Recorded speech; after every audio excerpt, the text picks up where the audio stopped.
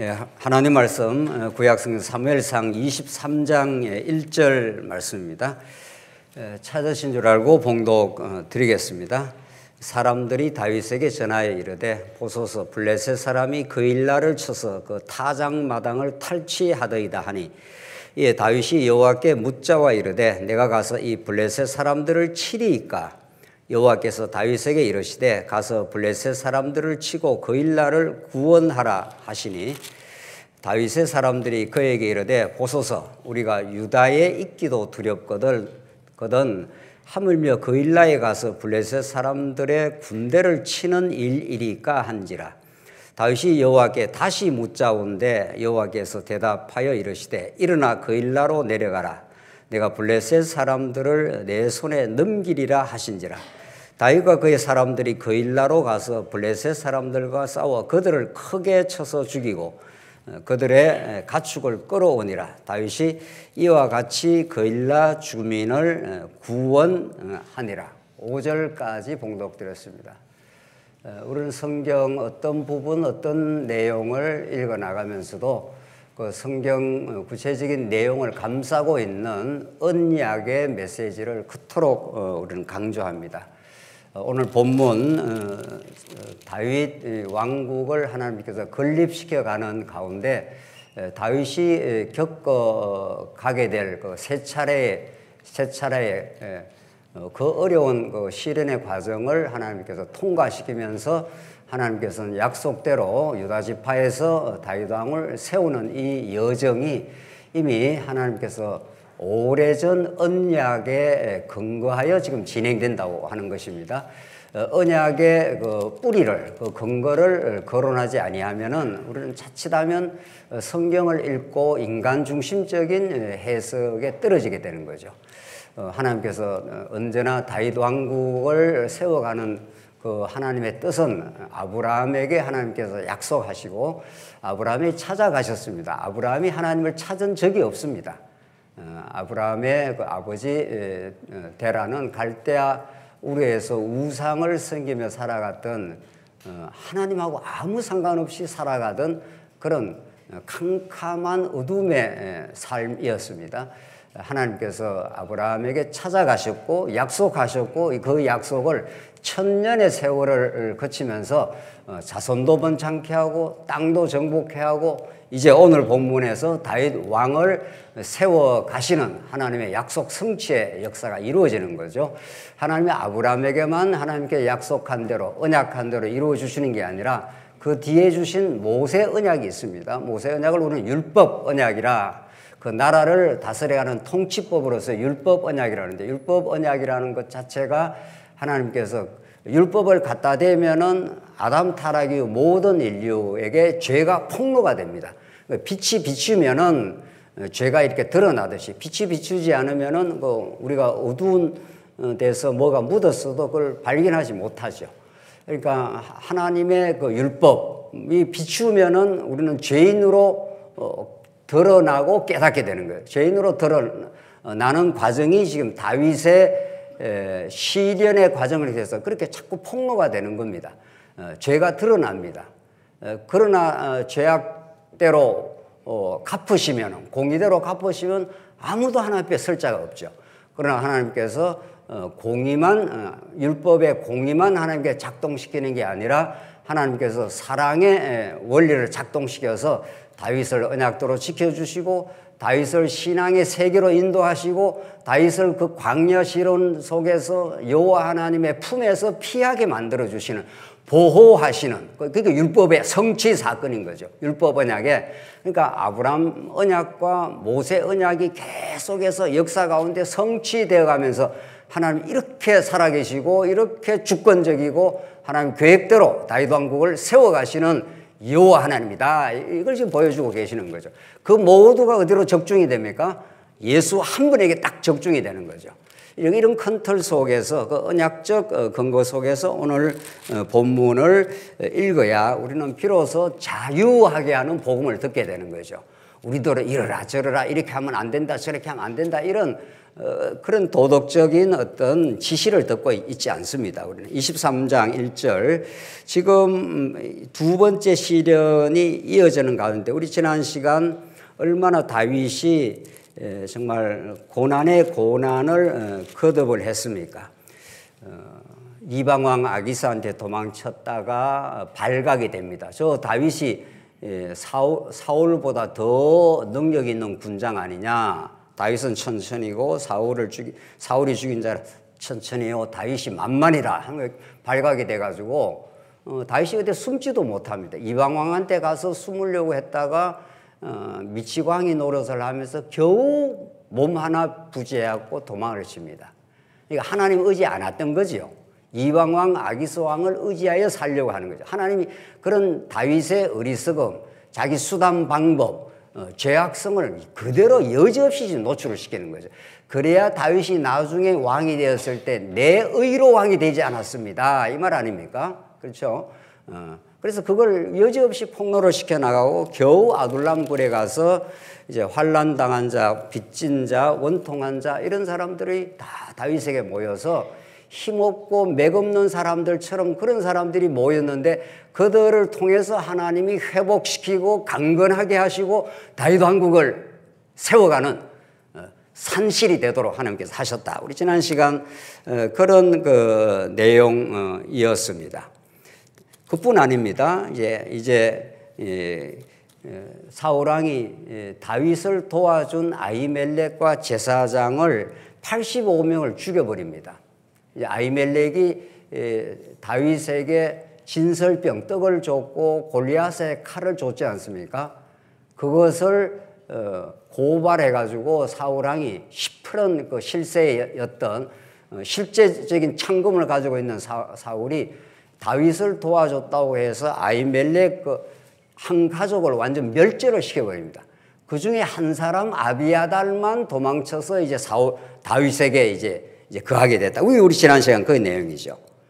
이렇게 다윗이 쫓겨다니고 피신하면서 자신의 어리석은 죄악, 연약함이 드러나면서도 하나님께서 다윗을 이제 신앙 안에서 키워가고 있는 중이죠. 오늘 23장은 이런 그 다윗의 이루 말할 수 없는 낮아짐, 말할 수 없이 자신의 연약함의 노출, 이런 것들이 다윗으로 하여금 점점 이제 하나님 앞으로 돌아오게 되는 그 광야의 시련이, 광야라는 건 어떤 누구도 도움이 손길이 되지 않습니까? 아기스 왕이 도움이 손길이 안 됩니다.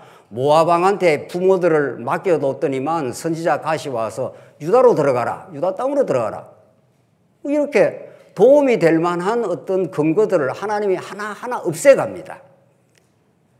그래서 오늘 본문이 이제 이루어지는데 23장 1절을 보십시다. 사람들이 다윗에게 전하여 이르되 보소서 블레셋 사람이 그 일날을 쳐서 그 타작마당을 탈취하더이다 하고 사람들이 다윗에게 지금 전언을 해주는데 블레셋 사람, 이 블레셋이 언제나 이스라엘 백성의 원수 같은 대적입니다. 하나님이 그 블레셋을 이렇게 포진을 시켜놓은 거죠. 근데 그일라라는 것이 유대 땅의 한 지역의 이름인데 그 타작마당을 탈취하더이다. 이 얼마나 고약한 이 대적입니까? 타작마당이라는 건 1년 내내 농사를 지어갖고 이제 가을철이 돼서 타작을 하려고 하는 그 열매를 이제 거두어들이는 그때 쳐들어와가지고 몽땅 타작마당을 갈취를 해가는 거죠. 그러니까 얼마나 이스라엘 백성들에게 그 고난이 되는 겁니까?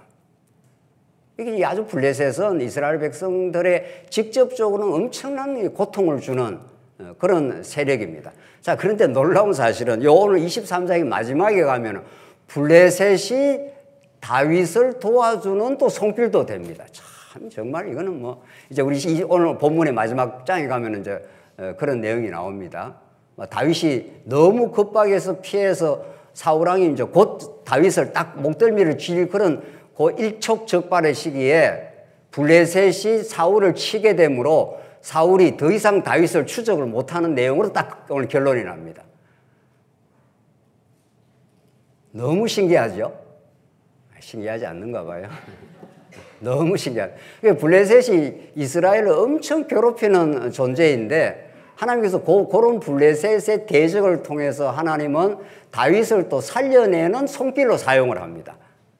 그러니까 다윗 주변에 어떤 세력도 다윗을 고통을 주든지 괴로움을 주든지 다윗을 도와주는 요나단이 나타나는지 모든 것이 합력이 되어서 다윗을 다윗되도록 다윗의 신앙을 단련시켜 나가는 여호와 하나님의 그 긍휼과 자비와 그 능력을 깨닫게 하는데 다 필요한 거죠. 이제 그건 이제 마지막 부분에 꼭 기억하십시오. 블레셋이. 그래서 블레셋이 그일라를 쳐가지고 그일라는 유다 땅의 한 지역 이름입니다. 타작마당을 탈취하니까 얼마나 이 유다 백성들이 고통이 많습니까? 상상을 해보시죠. 1년 내내 농사 지었는데 가을철에 농사 거둘라 하는데 쳐들어와가지고 몽땅 다 쓸어가 버린다 하면은 그 농부의 그 마음은 이루 말할 수가 없겠죠. 그렇게 블레셋이 유다 옆에 딱 포진해서 그렇게 괴롭히는 백성들입니다. 2절 이에 다윗이 여호와께 묻자와 이르되 이건 이제 빨간 줄을 좀 쳐놔야 됩니다. 이걸 여기서부터 이제 다윗이 여호와께 뭐 하기 시작했습니까? 묻기 시작합니다. 이제 이전에 가드 왕 아기스한테 피신할 때 여호와께 물었습니까? 안 물었습니까? 안 물었습니다. 그때는 계속 다윗이 자기가 인생의 주인이 되어갖고 이래야 살겠다, 저러면 안 되겠다, 이래야 되겠다 자꾸 자기 생각을 앞세우면서 자기 수단 방법을 통해서 자기 생존을 보호하려고 한 거죠. 아, 내가 아기스 왕한테 가면 가드 쪽에 가서 그 이방 왕이거든. 가면 살겠다. 아, 내가 모압 왕한테 자기 부모를 맡겨놓으면 내가 좀 홀가분하게 피신을 하겠다. 전부 자기가 수단 방법을 수단 방법 쓸 때마다 하나님의 뜻하고는 배반되는 일을 하는 거죠. 하나님 의지 안 한다 이 말 아닙니까? 모압 왕을 의지하거나 이방 왕 가드 아기스 왕을 의지하거나 그렇게 했는데 그 모든 것들이 허사라는 것을 다윗이 그 시련의 과정을 거쳐가면서 아니구나. 이런다고 내가 살아나는 게 아니구나. 이걸 그 광야의 체험을 통해서 뼈저리게 깨닫습니다. 그래서 오늘 본문은 다윗이 이제 전에하고는 다른 양상의 모습이 나타나는 거죠. 그게 다윗이 여호와께 뭐 한다고요? 묻는 겁니다. 하나님 어떻게 해야 됩니까? 이렇게 묻는 거죠. 이걸 기도라 하는 거죠. 이게 진짜 기도, 가짜 기도 말고 말이죠. 하나님 내가 뭐 어떻게 하려고 하는데 나를 도와주소서 이런 가짜 기도 말이죠. 자기 계획은 이미 세워놓고 그 일을 도와달라는 거예요. 기도는 그런 게 아니고 내 계획을 전부 하나님께서 붕괴시키고 하나님의 계획대로 되게 하시옵소서. 이게 기도예요. 기도는 십자가에 못 박히지 않으면 진짜 기도가 나오지 않죠. 내 원대로 마옵시고 누구 원대로 하라고요? 아버지의 원대로 하시옵소서. 그게 기도죠. 그러니까 이방 종교의 기도와 지금 한국 교회 기독교는 이게 기독교 기도인지 이방 종교 기도인지 알 길이 없어요. 알 길이. 다윗이 여호와께 묻자와 가로되 내가 가서 이 블레셋 사람을 치리이까. 여호와께 다윗에게 이르시되 가서 블레셋 사람을 치고 그 일날을 구원하라. 이게 지금 다윗이 뭐 왕이 돼갖고 여러 뭐 문무백관들을 거리고 군장을 거드릴 때 같으면 이게 말이 성립되는 겁니다. 다윗은 지금 무슨 신세에 지금 놓여져 있는 사람입니까? 도망자입니다. 그것도 사울한테 시퍼런 사울의 칼날을 피해서 여기저기 지금 도망치고 있는데 사람들이 블레셋 사람들이 우리 유다 백성들이 지금 타작을 해하고 겨우 이제 곡식 거두어 살려는데 타작마다를 치더이다. 이렇게 다윗한테 보고가 올라온 겁니다. 그러면 일반적인 상황 같으면 다윗이 뭐라고 반응을 해야 되겠습니까? 내 코도 석자다. 내 코도 지금 무슨 녹음 내가 지금 도망치기도 바빠 죽겠는데 내 목숨 하나 건사하기도 지금 어려운 형편에 무슨 옆에 오지랖이 그렇게 넓어가지고 그 일날을 뭐 구원하자 말자 하느냐. 이렇게 지금 다윗의 이전의 생각의 판단 같으면 그렇게 했을 겁니다. 가드왕 아기스한테 가면 살겠다. 이렇게 자기 생각을 딱딱 앞세우는 거죠. 요 사태도 현실적으로만 판단하면은 아, 이 사람들아 생각을 해봐라. 내가 지금 어떤 형편에 있는데 지금 그일라 사람들 지금 형편 돌봐주게 됐냐. 이렇게 나왔을 거예요. 그런데 다윗이 이제는 많이 변한 거죠. 많이 변했습니다. 이게 광야가 만들어내는 놀라운 믿음의 이제 성장의 과정입니다. 하나님 어떻게 해야 되죠? 내가 지금 힘은 없습니다. 내가 도망자 신세입니다. 그런데 내 백성들이 저렇게 고통을 당하고 있네요. 이렇게 물은 거 아니에요. 그러니까 하나님의 응답이 가서 블레셋 사람들을 치고 그일라를 구원하라 하시니. 그러니까 하나님의 뜻은 우리가 무슨 능력이 있거나 조건이 되어가지고 그걸 하라 이렇게 하지 않습니다. 참 하나님이 알고 있습니다. 뭐가 좀 잘 돌아가고 뭐 사업도 잘 되고 뭐가 이렇게 할 때 뭐 그렇게 나를 일을 좀 시켜야 될 거 아니에요. 근데 다 망하기나 뭐 어렵거나 이런데 하나님이 나타나서 너 교회를 세우는데 일해. 너 선교하는데 일해. 뭐 내가 가진 게 있어야 하죠. 야, 네가 가진 걸로 내가 일을 하겠냐 하나님께서. 이런 식이에요.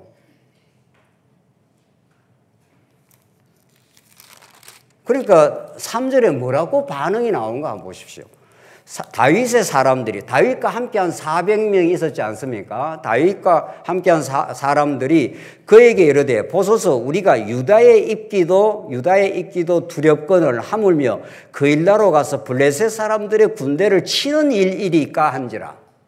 다윗과 함께했던 400명의 그 사람들이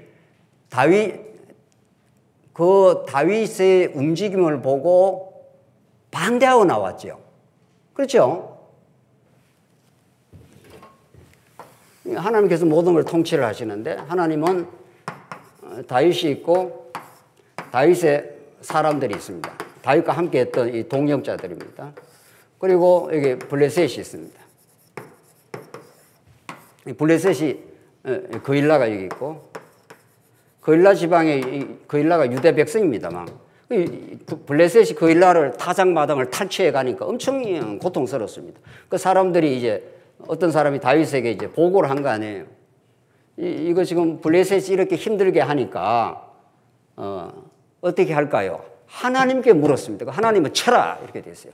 그러니까 다윗의 사람들은 하나님보다도 뭐를 보는 겁니까? 현실을 보는 거죠. 이 블레셋이 얼마나 강력한 세력인데 지금 우리가 지금 도망자인데 여기 가서 오지랖 넓게 가서 도와주려고 하다가 우리도 몰살당합니다. 지금 그 말 아닙니까? 그렇죠? 그러니까 다윗은 하나님께 물어서 하나님과 지금 연합이 되어 있는 거죠. 하나님의 뜻을 따르는 사람들이고 다윗의 사람들은 누구를 따르는 사람, 무슨 판단을 따르는 겁니까? 지극히 인간 중심적인, 지극히 세속적인 판단을 따르는 거죠. 하나님을 이 사람들 하나님께 묻지 않습니다. 현실을 보는 겁니다. 블레셋이 저렇게 강한데 우리가 괜히 거기에 오지랖 넓게 갔다가 우리도 다 죽을 판인데 그게 반대가 나왔습니다. 그러면 다윗이 지금 다윗을 따르는 사람들이거든요. 400명이라는 게. 다윗이 우두머리가 됐다. 아두람 굴에서 해줘. 그러면 일반적인 것 같으면 다윗이 어떻게 나가야 될 것 같습니까? 너희들 지금 무슨 소리 하는 거야? 하라면 해. 이렇게 다윗이 할 수 있는 겁니다. 다윗이 우두머리니까. 다윗은 그렇게 안 했다 이 말입니다. 반대가 나오니까 4절에 뭐라고 하는가 보십시오. 4절. 다윗이 여호와께 뭐라고 했습니까? 이건 같이 한번 보죠. 다윗이 여호와께 뭐라고 했습니까? 다시 묻자온데. 이게 아주 중요한 포인트입니다. 이게 아주 중요한 포인트. 우리가 하나님의 교회 일을 할 때 어떤 일을 해나가다가 어떤 뭐 이런저런 일이 있을 수 있는 거죠. 그때 내가 결정했어. 그대로 밀고 가는 거야. 이렇게 안 한다는 거예요, 다윗이. 그렇죠? 하나님께 다시 묻습니다. 다윗은 광야 시련을 거치면서 진짜 신앙의 사람으로 담금질이 되어 갔습니다. 그 광야라는 거는 그 불풀무와 같단 말이죠. 집어넣었다 뺐다 하면서 계속 불순물을 제거시키고 점검같이 계속 지금 만들어가는 과정에 다윗이 이전에는 자기 생각으로 판단하고 결정하고 막 움직였습니다. 아기서왕한테 가면 살겠다. 모압왕한테 부모를 맡겨놓으면 내가 좀 홀가분하겠다. 그게 전부 스포로 다 하나님께서 믿을 만한 근거들을 하나님께서 하나 다 없애갔습니다. 하나님이. 광야라는 게 원래 아무것도 없는 겁니다. 하나님이 여러분과 저의 신앙을 광야에다 던져놓고 당금질을 하는 거죠. 아, 그래도 내가 뭐 괜찮은 사업이 있고 또 괜찮은 뭐 우리 형제들도 있고 뭐 이것도 있고 저것도 있고 하나님께서 그거 하나 제거시켜 갑니다. 네. 철저하게 하나님께서. 하나님 정말 살아계시고 하나님 우리를 얼마나 사랑하시고 하나님만 바라보게 하시고 하나님만 바라보는 그 믿음 안에서 살게 하시고 진짜 평강이 하나님 안에서만 있다 하는 걸 깨닫게 하려고 다윗을 이렇게 인도하셔요. 다윗이 여호와께 다시 묻자온데 여호와께서 대답하여 이르시되 일어나 거일라로 내려가라. 내가 블레셋 사람을 내 손에 넘기리라 하신지라. 똑같은 답이 떨어집니다. 다윗이 약간 갈등할 수 있죠. 하나님은 철화하고 다윗을 따르는 많은 사람들은 안 됩니다. 지금 이렇게 나오는 거죠. 가면 죽습니다. 지금 이렇게 나오는 거죠. 항상 어떤 신앙적 결정을 할 때 우리 마음에 갈등이 약간 생길 수 있습니다. 하나님의 뜻을 보면 이건 해야 될 것 같은데 현실을 보면은 섬뜩하게 두려움이 찾아올 때가 있습니다. 이러면 이거 망하지 이거. 항상 하나님께서 그 기로에 놓고 우리를 단련시켜 가는 거죠. 여러분과 제 인생사에 언제나 그런 일이 언제나 발생합니다. 결정적으로 딱딱 그런 일이 발생합니다. 하나님의 뜻을 따라가면 안 될 것 같고 현실적인 근거를 보거나 현실을 보면은 그쪽으로 따라가야 안전빵으로 보이는 거죠. 그런데 누구를 따라가는 하나님께서 믿음을 주시면 재차 물었지 않습니까? 하나님 어떻게 해야 될까요? 이렇게 지금 나와 함께한 사람들이 지금 당신 무슨 소리 하는 거냐 지금 우리가 지금 유대에 우리도 지금 건사하기 어려워서 힘든 지금 시점에 있는데 거일라에 가서 블레셋 사람들의 군대를 친단 말이에요. 이게 합리적으로 가능합니까? 이렇게 나온 거죠. 합리적이라는 게 그게 뭐 상당히 똑똑한 것 같아도 하나님 볼 때는 그것처럼 어리석은 게 없습니다. 그러니까 이 현 세상이 합리적으로 돌아가지 않습니까? 합리라는 게 이성의 합판대로 돌아가는 세상이에요.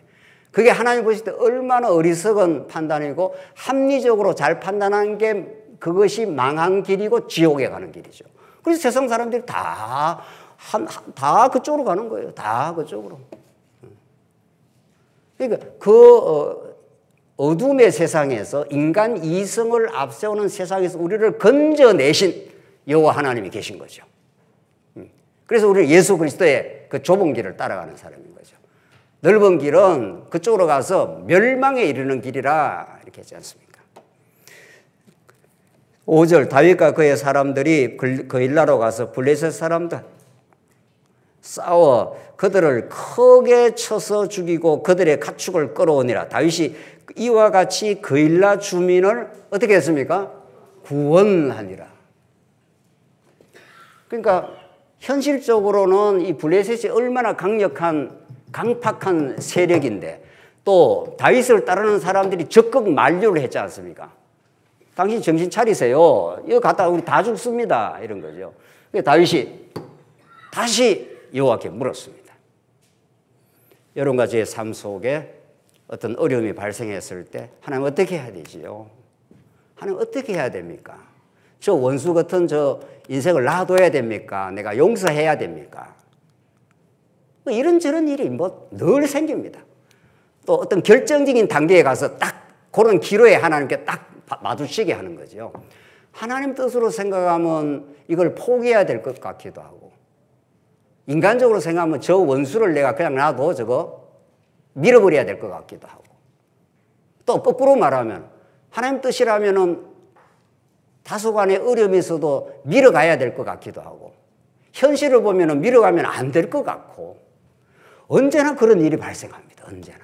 그래서 늘 우리가 말씀을 자꾸 이렇게 듣고 말씀 안에 산다는 건 내 뜻, 내 생각을 자꾸 점검하고 내 마음을 살펴나가는 거죠. 내가 하나님의 뜻을 생각하는 건지 내 생각, 타락한 내 생각, 합리적인 현실을 근거로 하는 그런 생각을 근거로 해서 내가 판단을 내리는 건지 하나님의 뜻을 우선적으로 생각하고 하나님이 가라 하면 가는 거다. 하나님이 멈추라 하면 멈추는 거다. 언제나 하나님의 뜻을 중심으로 하느냐?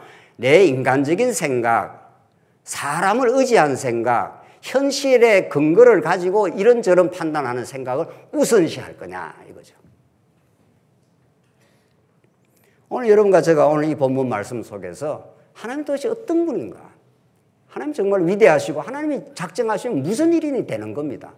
뭐 이렇게 복잡한 가정 그칠 것도 없습니다.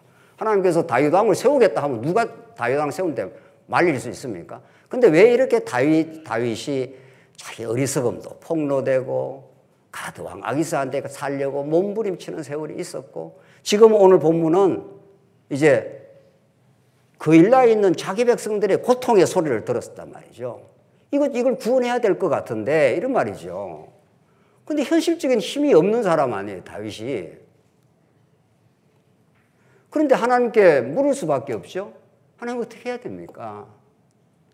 여러분들 오늘 교회 나오셔서 뭐 하시는 겁니까? 뭐 하러 나오셨습니까? 이 기도를 하러 나오신 거예요. 말씀을 듣고. 하나님, 내가 늘 삶의 기로에 서 있습니다. 하나님 어떻게 해야 되지요? 하나님의 뜻이 무엇이지요? 이렇게 진지하게 물으면 진지하게 말씀 속에서 그 답이 떨어집니다. 말씀 속에서 답이 떨어질 때는 두려움이 사라져요. 가자, 하나님 뜻이니까 간다, 이렇게 된 거죠. 다윗이 그렇게 간 거 아니에요. 안 됩니다, 이렇게 했죠. 하나님 어떻게 해야 됩니까? 우리 백성들이 이렇게 고통을 당하고 있는데 내가 지금 도망자의 신세지만 하나님의 뜻이라면 가겠습니다, 이 말 아닙니까? 6절, 아히멜렉의 아들 아비아들이 그일라 다윗에게로 도망할 때에 손에 에봇을 가지고 내려왔더라. 다윗이 그일라에 온 것을 어떤 사람이 사울에게 알리되 사울이 이르되 하나님이 그를 내 손에 넘기셨다. 사울도 하나님 운운합니다. 다윗만 하나님 운운하지 않습니다. 이 가짜 왕 사울도 하나님이 다윗을 내 손에 붙였다. 누구나 다 하나님 소리 다 하는 거예요. 누구나 다. 이게 진짜 하나님이냐 가짜 하나님이 자기가 생각한 우상의 하나님이냐 그 차이가 있을 뿐입니다. 사울은 그일라에 들어왔다 그러니까 그일라가 딱 이 포위된 곳입니다. 분지 같은 그런 곳이란 말이죠. 이제 제대로 걸렸다 이렇게 된 거죠. 하나님이 그를 내 손에 넘기셨다. 그가 문과 문빗장이 있는 성읍에 들어갔으니 갇혔도다. 사울이 모든 백성을 군사로 불러 모으고 그일라에 데려가서 다윗과 그의 사람들을 에워싸려 하더니, 그러니까 뺑뺑 둘러싸고 완전 포위를 하는 겁니다. 완전 포위. 너는 도간에 던지야 이런 거죠. 9절, 다윗은 사울이 자기를 해하려 하는 음모를 알고 제사장 아비아들에게 이르되 에봇을 이리로 가져오라 하고, 다윗이 이르되 이스라엘 하나님 여호와여 하고 하나님 여호와를 또 이름을 부르죠. 에봇이라는 건 하나님의 뜻을 물을 때 쓰는 제사장이 입는 옷입니다. 여호와여, 사울이 나 때문에 이 성읍을 멸하려고 그일라로 내려오기를 꾀한다 함을 주의 종이 분명히 들었나이다. 그일라 사람들이 나를 그의 손에 넘기겠나이까? 주의 종이 들은 대로 사울이 내려오겠나이까? 이제 하나님께 계속 묻습니다. 내가 지금 그일라에 있는데 그일라 사람들이, 다윗은 그일라 사람을 구원해 줬지 않습니까? 그런데 그일라 사람들이 막상 사울이 온다고 하니까 사울이 실세입니다. 사울의 손에 넘기겠습니까? 이렇게 물었습니다. 그랬더니만 여호와께서 이르시되 그가 내려오리라. 이제 사울이 내려온다는 건데 12절, 다윗이 이르되 그릴라 사람들이 나와 내 사람들을 사울의 손에 넘기겠나이까 하니 여호와께서 이르시되 그들이 너를 넘기리라 하신지라. 이건 또 무슨 말입니까? 지금 다윗이 누구를 구원해 줬습니까? 그일라를 구원해 줬습니다. 그일라를. 그런데 여기 이제 사울이 있지 않습니까? 사울이 다윗이 그일라에 있다는 걸 소식을 딱 듣고는 잡혔다. 이제 그일라가 이제 뺑뺑 에워싸라. 에워싸면은 에워쌀 뿐 아니라 그일라 사람들이 오히려 다윗을 사울 손에 넘겨준다는 겁니다. 이 배신. 인간을 의지하는 어떤 것도 우리한테 도움이 되지 않습니다. 어떤 것도 도움이 안 됩니다. 하나님이 그 배신의 역사를 거듭거듭하면서 오직 신뢰하고 의지할 분은 여호와 하나님 한 분이라는 것을 7, 80년 평생을 더 깨달아가는 거죠, 우리가. 그렇죠? 그일라를 도와줬습니다. 다윗이 살려줬습니다. 그런데 이게 심상치 않습니다. 왜냐하면 사울이 강력한 세력을 가지고 지금 밀고 들어오기 때문에 이거 지금 다윗을 그냥 붙들어 줬다고 우리가 다 죽겠다 이런 거죠. 그래서 그일라 사람들이 오히려 다윗을 사울에게 내줘 버려요. 자, 이게 정말 사무엘 상하는 이 파란만장한 이 반전의 반전 말이죠. 이걸 통해서 하나님 어떠신 분인가를, 정말 인간이 믿을 만한 존재인가를 뼈저리게 깨닫게 하고 하나님만 바라게 하고 인간은 믿을 대상이 아니라 사랑할 대상이죠. 그 사람이 어떻게 하든 부족하든 나를 도와주든 배신을 하든 뭐 배신한 말도 인간이 허용되지도 않아요. 내가 뭐 그 사람을 이용을 해야 뭐 배신이라는 말이 성립도 되지요. 그 사람이 어떤 조건이든 하나님을 믿는 사람은 정말 자기 여건 따라서 그를 위해 기도해주고 할 뿐이지 그 사람을 내가 의지해서 그 사람을 믿어가지고 뭘 내 욕망을 챙기겠다 하면 그 사람을 이용을 해야 되겠죠. 그런 신앙을 하나님 키워가신다. 12절 다윗이 이르되 거일라 사람들이 나와 내 사람들을 사울의 손에 넘기겠나이까 하니 여호와께서 이르시되 그들이 너를 넘기리라 하시니라. 하나님의 뜻은 거일라가 너를 사울의 손에 넘겨. 기가 찬 이야기죠. 인간적으로는 기가 찬 거 아닙니까? 거일라를 다윗이 구원을 해줬는데 거일라 사람들이 오히려 사울의 손에다가 넘겨버린다는 거예요. 다윗이 요 현상만 보면은 이런 몹쓸 인간이 있나 이렇게 했을 거 아니에요. 그런데 보시오 13절 다윗과 그의 사람 600명 가량이 이제 400명에서 600명으로 늘어났습니다. 아둘람 굴에서 400명이 있었는데 600명이 가량이 일어나 그일라로 떠나서 갈 수 있는 곳으로 갔더니 다윗이 그일라에서 피한 것을 어떤 사람이 사울에게 말하며 사울이 가기를 거친지라. 다윗이 그일라에서 딱 피해버렸습니다. 이제 그일라 성을 다윗이 도와줘서 구원까지 시켰지만 그일라 성도 피할 곳이 아니다는 거예요. 정말 하나님께서 아주 철저하십니다. 어떤 세력도 다윗의 진정한 피할 곳, 피난처가 안 된다는 것을 이렇게 바닥까지 드러내면서 하나님의 어떤 분이라는 걸 보여주는 거죠. 우리가 일반적으로 생각하면 그일라가 다윗을 좀 도와줘야 될 것 같지 않습니까? 우리가 어떤 사람을 도와주면 당신도 내가 어려울 때 뭐 해줘 이런 겁니까? 예?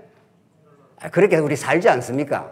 예? 어떤 사람 막 도와주면 내 힘들 때 당신도 내 어떻게 해달라 이 말입니까? 내 편이 돼주거나 내 힘이 돼달라 이러죠. 인생 만사 그렇게 안 되죠? 60만 넘어도 그렇게 안 된다는 걸 알고 있을 건데요. 아직 한 40쯤 되면 내가 이렇게 옆에 내가 도와주면 그 사람이 내 힘들 때 도와줄 거다. 하나님께서 그거까지도 없애버립니다. 내가 도와줘서 저쪽에서 돌아올 걸 기대하는 그거까지도 싹싹 제거시켜버려요. 딱 그일라가 지금 그 사건이에요. 그일라. 그러니까 인간끼리 짝짝꿍 해봐야 아무 힘이 안 된다 이거예요. 이 정말 놀라운 하나님의 역사입니다. 이 통쾌하고 이 시원한 하나님의 복음의 역사 말이죠. 하나님만이 우리의 구원자, 하나님만이 우리의 요새요, 하나님만이 우리의 산성이요, 하나님만이 우리의 피난처라. 다윗의 그 시편을 만들어내는 이 과정이 이런 정말 인간의 정말 어리석음과 인간의 배신과 이 과정을 통해서 하나님만이 믿을 뿐 이런 거죠. 14절 다윗이 광야의 요새에도 있었고 또 십광야 산골에도 머물렀어. 광야 아닙니까? 옛날에 제가 있던 교회가 광야 교회 이름 지을 때 그렇게 지었어요. 아무도 의지하지 만다. 하나님 보고 가는 게 우리 신앙생활이다. 광야 그런 곳입니다. 하나님 광야를 그렇게 만들어놨어요. 위만 바라봐야 산다. 이런 거죠. 산골에서도 머물렀으므로 사울이 매일 찾되 사울은 막 샅샅이 지금 광야를 뒤지면서 걸리기만 걸려라 죽는다. 이런 거죠. 매일 찾되 그 다음이 중요합니다. 거기 뭐라고 되어 있습니까? 하나님의 손이 그의 손에 뭐라고 했습니까? 넘기지 아니하시니라. 다윗은 이 고귀한 신앙을 하나님께서 주셨습니다. 광야에 가서 아기서한테 가보기도 하고 모압왕한테 가보기도 하고 그일라는 나중에 구원시켜 주기도 하고 구원시켜 줬으니까 그일라가 다윗이 어려울 때 좀 도와줘야 될 거 아니에요. 하나님께서 그것도 아니야. 그일라가 사울에게 너 넘길 거야 이런 거죠. 누구를 의지하고 살겠어요? 누구를 세상에. 의지하고 안 산다니까 뭐 인간관계 삭막하게 하는 그런 뜻이 아니고 우리는 사랑의 관계로 사는 거지 인간과 인간을 의지할 대상이 아니다 이런 뜻. 왜? 하나님만이 영원히 의지할 반석이요 요새요 영원한 피난처이기 때문에. 시편 31편으로 가겠습니다. 여호와께 주님께 피한다는 시편이 대표적 시편이 많습니다. 그중에 아주 대표적인 시편 31편 1절을 한번 읽겠습니다. 이런 다윗의 광야를 거쳐가면서 어떻게 하나님이 다윗을 여호와 하나님 한 분만 피난처가 된다는 걸 깨닫게 한 그걸 노래로 부른 시편이 대표적 시편이 여러 편이 있지만 31편 오늘 보겠습니다. 여호와여 내가 주께 그다음에 뭐라고 그랬습니까? 피하오니 거일나로 피해도 안 되고 가도왕 아기서한테도 피해도 안 되고 어디 가도 안 되더라 이 말입니다. 그걸 역사 과정을 통해서 7, 80년을 통해서 하나님이 여러분과 저에게 계속 그걸 경험을 시키는 겁니다. 계속 경험시킵니다. 나를 영원히 부끄럽게 하지 마시고 주의 공의로 나를 건지소서. 내게 귀를 기울여 속히 건지시고 내게 견고한 바위와 구원하는 뭐라고 했습니까? 산성이 되소서. 나를 구원해내는 산성이 되게 해달라. 당신만이 나를 구원하는 산성이 됩니다. 3절 주는 나의 반석과 산성이시니 그러므로 주의 이름을 생각하셔서 이게 너무 중요한 거죠. 하나님이 여호와의 이름 아니십니까? 언약했지 않습니까? 내가 이렇게 지금 피할 데가 없습니다. 어디 가도 지금 피할 데가 없네요. 이 절박한 기도입니다. 정말 사랑하는 성도님들 우리가 이 광야길 걸어가면서 하나님 내가 내 피할 데가 없습니다. 어디를 가도 내 진짜 의지처가 안 되네요. 주의 이름을 생각하셔서 나를 인도하시고 지도하소서. 여호와의 이름으로 나를 인도해 주시고 내가 지도해 주시옵소서. 4절이 이제 결론인데 그들이 나를 위하여 비밀이 친 거물에서 빼내소서. 나를 위해서 딱 잡으려고 사울이 지금 뭐 잡히면 죽는다 이런 거죠. 비밀이 친 그늘에서 빼내소서. 주는 나의 뭐라고 그럽니까? 산성이시니이다. 이런 놀라운 찬양을 이 광야 체험을 통해서 깊이 지금 다윗이 깨달아갔습니다. 19절 가보겠습니다. 주를 두려워하는 자를 위하여 쌓아두신 은혜 곧 주께 피하는 자를 위하여 인생 앞에 베푸신 뭐라고 했습니까? 은혜가 어찌 그리 큰지요. 이 광야라는 것이 힘들고 어디에 의지처가 없는 것 같지만은 주를 두려워하는 자를 위하여 주님만을 경외하는 자를 위해 쌓아두신 은혜 곧 주께 피하는 자 있지 않습니까? 주님께 피하는 자에게 그 은혜가 얼마나 큰지 할 수가 없습니다. 그러니까 광야라는 것은 현실적으로는 어려운 곳으로 지금 자꾸 이렇게 먼 일이 내가 의지하는 것들을 하나님께서 하나하나 제거하기 때문에 이걸 어떻게 살지? 어떻게 해야 되지? 이곳이 가장 하나님의 은혜를 체험하는 가장 축복의 자리라 이런 뜻입니다. 여러분과 제게 주어지는 삶의 어떤 형편, 어떤 처지라도 하나님의 은혜를 바라고 은혜를 체험하기는 가장 최적의 자리라는 거예요. 광야라는 게. 이 아멘 해야 되는데 아멘을 너무 안 하니까 우리 교회는. 제가 저 지방교회 가서 이렇게 말씀을 전하니까 뭐 계속 아멘 하는 건 아니에요. 아, 진짜 하나님 진짜 하시네 하니까 아멘 이렇게 하더라고요. 여기는 참 뭐 아멘 안 해도 말씀을 잘 받아들이면 되는 건데 정말 광야는 하나님의 은혜를 체험하는 최적의 자리입니다. 그러니까 내가 의지할 것이 많은 어떤 길에 가면 그건 은혜를 경험 못합니다. 이 사람도 나를 도와주고 저 사람도 나를 도와주고 이 사람도 의지하고 살겠네. 이 사업체도 좀 의지하고 살겠네. 그거는 이제 은혜를 체험 못합니다. 이제 그걸 하나님께서 걷어내버려야 이만한 건강도 있고 이만한 사업체도 있고 살만해 이렇게 되는 거죠. 하나님 그걸 하나하나 걷어냈다가 뺐다가 이제 하나님께서 하시는 일이죠. 하나님 하시는 기가 막히고 놀라운 일이 있는 거죠. 그래서 다시 본문으로 시편 31편에 그 놀라운 찬송을 정말 하나님께서 만들어 가시는 일이 있고 15절에 이제 요나단이 나옵니다. 요나단이 다시 한번 사울의 신앙을 도와줍니다. 16절 사울의 아들 요나단이 일어나 숲풀에 들어가서 다윗에게 이르되 그에게 하나님을 힘있게 의지하게 하였는데 보십시오. 이게 인간과 인간 사이에서 건전한 신앙은 하나님을 자꾸 의지하게 만들어줍니다. 하나님을 자꾸 의지하게 만들어줘. 내가 힘이 있으니까 나를 의지해. 이렇게 안 한다는 거예요. 요나단이 다윗에게 의미가 있었던 것은 하나님을 힘있게 의지하도록 하나님이 하신다. 이렇게 해줬다는 거예요. 17절. 곧 요나단이 그에게 이르기를 두려워하지 말라. 내 아버지 사울의 손이 내게 미치지 못할 것이요 너는 이스라엘 왕이 되고 나는 내 다음이 될 것을 내 아버지 사울도 안다 하니라. 두 사람이 여호와 앞에서 언약하고 다윗은 수풀에 머물고 요나단은 자기 집으로 돌아가니라. 이렇게 해서 한 번 더 요나단이 와서 하나님만 바라봐. 이렇게 하나님 바라보는 신앙을 권면을 해준 거죠. 이건 제대로 된 이제 신앙의 지체인 거죠. 19절. 자, 그렇게 해서 이제 계속해서 이제 이어지는데 이제 10광야인데 19절. 그때 10사람들이 기브아에 이르러 사울에게 나와 이르되 다윗이 우리와 함께 광야 남쪽 하길라 산 숲을 요새에 숨지 아니하였느니까 그러하온즉 왕은 내려오시기를 원하는 대로 내려오소서. 그를 왕의 손에 넘길 것이 우리의 의무이다. 이게 사울의 편을 들어가고 다윗을 죽이고자 하는 사람들이 또 등장을 하는 겁니다.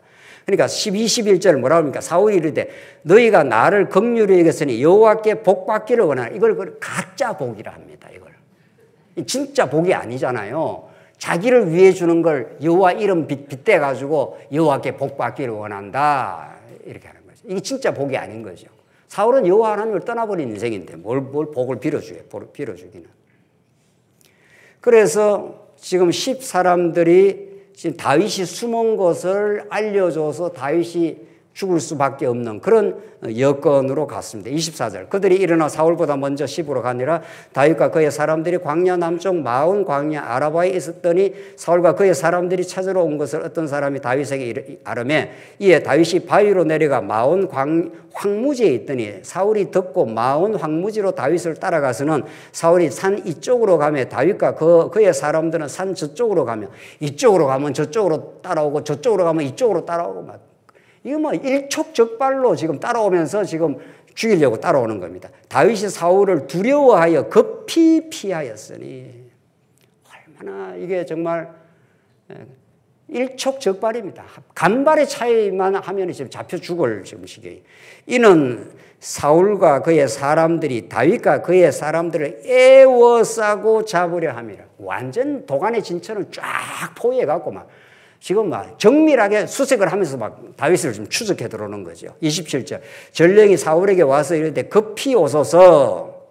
그런데 이런 때에 이제 죽기 직전입니다. 사울이 지금 도망치는 이제 다윗을 에워싸가지고 이제 곧 이제 도간의 쥐처럼 잡으려고 하는데 누가 움직이는 겁니까?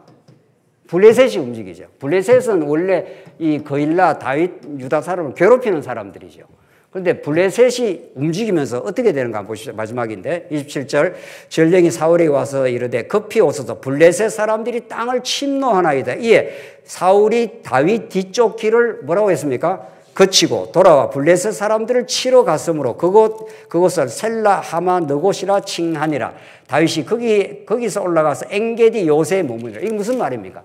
지금 막 사울이 다윗을 죽이려고 급히 쫓아왔는데 하나님이 블레셋을 들어갖고 누구를 치게 만듭니까? 예? 사울을 치게 만든 거예요. 예. 참 하나님은 너무 변수가 많아요. 하나님이 작동시키는 그 변수가 너무 많아. 하나님 앞에서 상수는 다윗이에요. 하나님은 다윗과 딱 영원불변해요. 언약 관계가 영원불변하다니까요. 그 상수예요. 우리 수학적으로 말하면 상수라고. 안 변해요. 이 관계는 영원히 안 변하고 하나님은 때로는 거일라도 동원하고 다윗의 사람들도 훈련시키고 블레셋을 괴롭히기도 하고 블레셋이 사울을 치니까 사울이 다윗을 쫓아가다가 뒤통수가 맞은 거예요. 그러니까 막 지금 다윗을 쫓아가는데 막 뒤에 와서 블레셋 치니까 다윗을 치러 갈 수 있는 힘이 떨어진 거예요. 그래서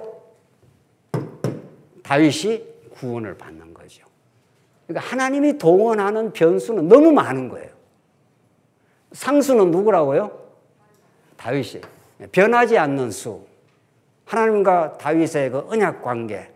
하나님이 다윗을 유다 지파에서 왕으로 세우기로 했고, 어떤 경우에도 다윗을 지켜서 반드시 왕이 되게 하신 하나님은 다윗보다 더 우월하신, 진짜 우월하신 만왕의 왕 예수 그리스도를 이 땅에 보내시기로 영원히 안에 작정했기 때문에 예수 그리스도를 누구도 어떻게 할 수가 없어요. 내 때가 오기 전에는 내가 죽지 않는다. 예수님이 그 3년 동안 공생애 하면서 얼마나 예수님을 잡아서 죽이려고 바리새인들이 틈만 노리고 그 틈만 있으면 잡으려고 했습니다. 근데 예수님은 유유하게 빠져나가시고 아직 내 때가 되지 않았어. 내 때가 되지 않았어. 내 때가 돼야 나는 십자가의 언약을 성취하기 위해서 죽고 부활할 거야. 이런 거죠. 다윗은 하나님의 영원한 언약 관계에서의 상수이기 때문에 그 상수를 딱 결정시켜 놓고 작정해 놓고 모든 이방 대적들 뭐 이방 사람들을 통해서 심지어 이방이 괴롭히던 블레셋을 동원해서 사울을 침으로 사울이 다윗을 칠 수 없도록 만드는 거죠.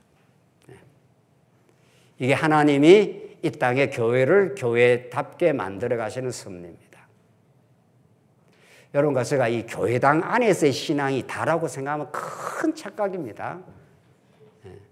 교회당 안에서 신앙도 소중하지만은 그러니까 이원론적 신앙이라 그러는데 이 교회당 안의 신앙과 세상을 이렇게 대비를 시켜갖고 이게 교회당 안에 이게 세상인데 교회당에 오면은 신앙생활을 잘하는 거고 세상에 돈벌이 하는 건 신앙생활 안 하는 거다. 천부당망부당한 이야기입니다. 교회당에 오는 건 중요한 일이지만 교회당에 와서 말씀을 말씀대로 듣고 내 영이 살아나는 것이 신앙생활입니다. 교회당에 와서 말씀이 안 듣고 내 생각대로 하는 경우가 얼마나 많은지 모릅니다. 우리가. 세상에 나가도 말씀 안에서 살아가는 사람은 직장 안에서도 까다로운 주인을 만나도 이게 내 신앙생활이다. 까다로운 주인을 만나서 내가 훈련받는 게 신앙생활이다. 이렇게 합니다. 그러니까 장소에 여기 있다가 신앙을 결정하지 않습니다. 우리 신앙이라는 건. 신앙은 우리는 일원론이기 때문에 하나님께서 예수 그리스도를 이 땅에 보내시고 신령한 교회 이게 하나님 나라입니다. 이걸 하나님이 키워가시기 위해서 장안중앙교회도 주고 무슨 교회도 주고 이게 세상 가운데 이렇게 주셨습니다. 이 세상 가운데. 세상 가운데 직장도 주시고 세상 가운데 우리 가정도 주시고 이 모두를 하나님이 통치를 하시면서 말씀 대신 예수 그리스도가 우리 신령한 교회를 강건하게 세워서 우리의 신앙이 하나님 중심으로 살아가도록 만들어가는 거죠. 그러니까 하나님 말씀을 듣지 않으면 이 모든 세상에서 예배당에 오든지 직장에 가든지 가정생활을 하든지 사단의 유혹을 받아서 사는 거죠. 사단의 유혹을. 하나님께서 이렇게 통치를 하시는 겁니다. 그러니까 교회당에 오면 신앙생활이 다다 이렇게 주일날 한 번 오는 게 신앙생활 다입니까? 우리 전 영역이 다 신앙생활인데 이게 한국교회에 지금까지 아주 팽배해 있는 이 성속 이원론의 카톨릭 신앙의 뿌리가 그렇게 되어 있는 거예요. 성당에 가면 신앙생활하고 나머지는 예수 안 믿는 사람보다 더해. 더 욕심부리고 더해. 하나님 안 믿고 사는 거예요. 거의. 우리 신앙은 사단의 종로를 하던 우리를 예수의 사람으로 만들어서 우리는 신령한 하나님 나라의 통치 속에 들어와 있고 신령한 말씀을 공급받는 사람은 어디에 있어도 교회당에 오든지 직장생활 하든지 가정생활 하든지 다 하나님 중심으로 사는 거죠. 그렇죠? 가정생활도 하나님 중심으로. 서로 가정 가운데 교회 생활을 못하는 사람이 있더라도 그를 위해서 기도하고 하나님 중심으로. 직장도 까다로운 주인을 만나도 까다로운 주인을 내게 붙여서 내 신앙을 키우고 있구나. 이게 광야 신앙이에요. 교회당 안에서 신앙이 다 자라는 게 아니라고요. 절대로. 그런 포괄적인 신앙생활을 해야 내 사업 현장도 직장 현장도 나의 신앙을 아주 단단하게 만드는 그 훈련 아닙니까? 지금. 하나님 블레셋이라는 대적을 통해서 다윗과 그일라를 훈련시키기도 하고 블레셋을 통해서 사울을 때려가지고 다윗을 구원시키기도 하고 이런 신앙생활이 포괄적 신앙생활을 못하면 꽝이라고요. 말씀 들어도 뭐 교회 다니면 오면 목장 신앙생활 내가 오늘 주일날 왔으니까 뭐 하나님 신앙 다 했다는 거죠. 주일날 와서 하나님께 인사드리고 갔으니까. 그런 신앙이 어디 있습니까? 세상에. 그런 신앙 없어요. 성경이 가르치는 신앙은.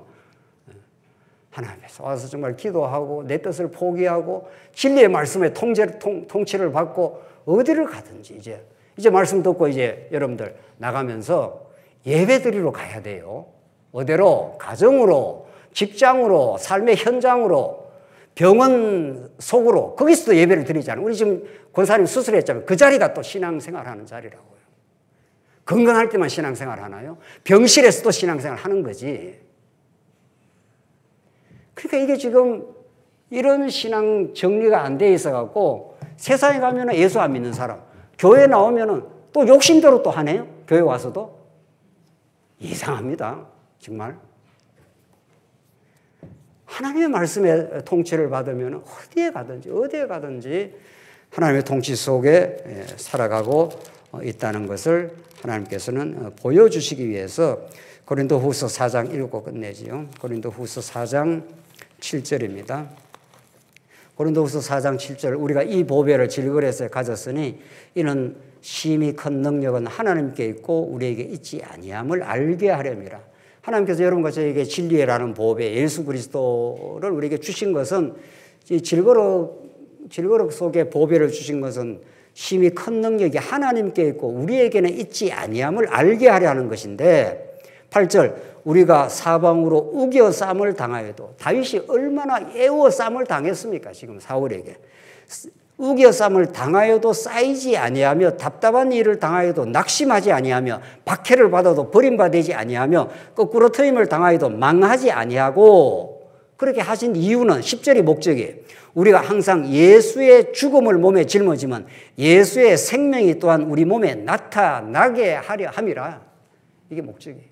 여러분과 제 삶 속에 이런 일도 겪고 저런 일도 하고 우겨쌈도 나오고 다윗도 그랬지 않습니까? 사도 바울도 그랬습니다. 그것은 10절에 예수 죽인 것을 우리의 몸에 짊습니다. 우리가 예수를 죽인 우리 죄인들이었구나. 그런데 예수의 생명이 우리 몸에 나타나게 하려고 예수 생명으로 사는 우리 인생이구나. 이러면은 어디에 던져놔도 괜찮아요.